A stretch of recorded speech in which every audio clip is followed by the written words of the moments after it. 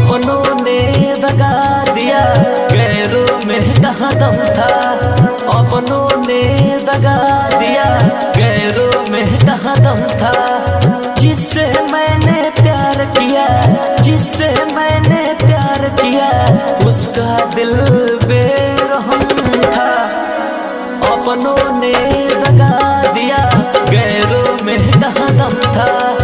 अपनों ने दगा दिया, गैरों में कहाँ दम था।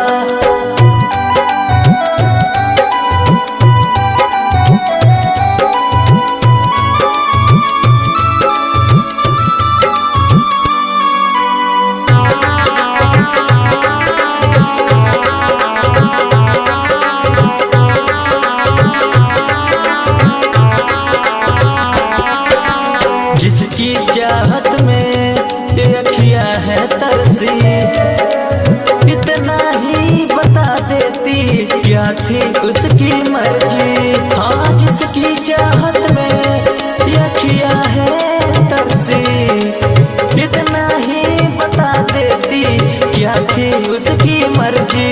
ये दर्द दिल का, ये दर्द दिल का किसी जख्म से भी ना कम था। अपनों ने दगा दिया, गैरों में कहाँ दम था। अपनों ने दगा दिया, गैरों में कहाँ दम था।